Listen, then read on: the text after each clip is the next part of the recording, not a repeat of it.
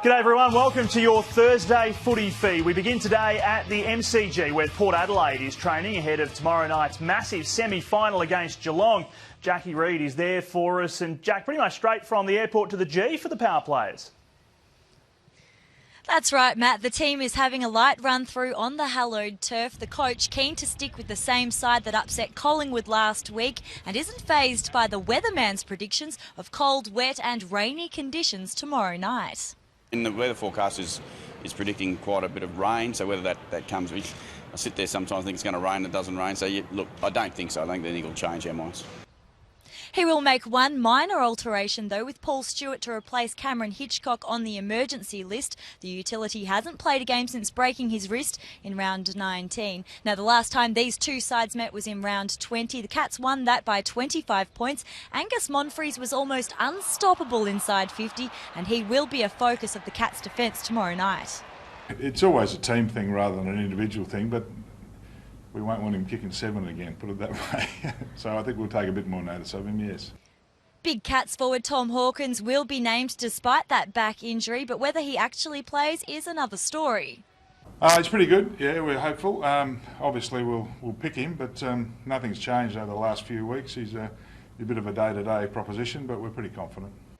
Josh Caddy hasn't come up. He's sore and unlikely to be fit in time, but the Cats are blessed with plenty of options to bring in. Josh Hunt is one of those as they seek to replace the injured and suspended Corey Enright. We'll just have to wait and see which way they go. Matt. All right, Jackie, thank you for that. Jackie Reid at the G. Now to Sydney. Jared McVeigh and Jude Bolton good to go for Saturday night's semi-final against Carlton. But the big question surrounds dual Brownlow medalist Adam Goodes.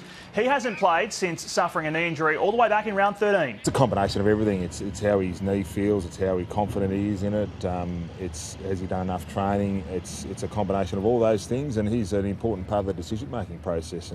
Gary Rowan was limited at training today. He's in doubt, seemingly having trouble with his surgically repaired right leg. All right, while the focus is on this weekend's semi-finals, the two teams already locked in to host prelims are quietly training away. Now, at Hawthorn, the focus remains on Cyril Rioli. Our cameras were there today as the Hawks trained, but 8 days out from the prelim, Rioli was sticking to light duties, strapping on that injured ankle clearly visible. He didn't train with the main group at all. Meanwhile, more contract extensions, Ryan Schoenmakers and Isaac Smith, the latest to put pen to paper. Makes it a lot easier when the club come to you and you're not going to the clubs. Still no word on Lance Franklin's contract, however. Fremantle is sitting pretty with the week off, having already earned a home preliminary final against the winner of the Sydney-Carlton clash. Reporter Alex Malcolm is over in the West for us. And Alex, it's all going well for the Dockers.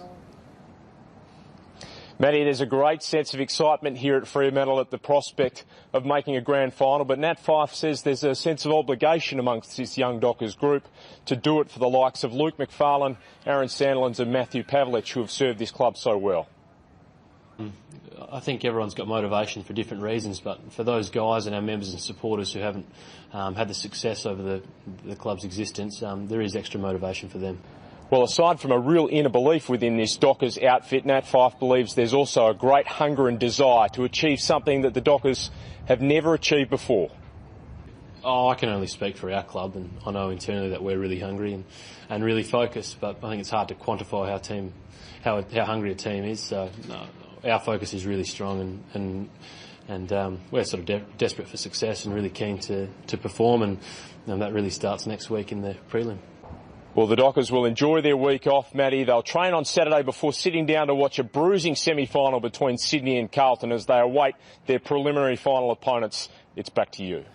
Great stuff, Alex. Thank you for that. Alex Malcolm in the West. Now, a couple of things before we go. Gold Coast veteran Jared Brennan has surprisingly announced his retirement. The 29-year-old played 173 games with the Suns and the Brisbane Lions.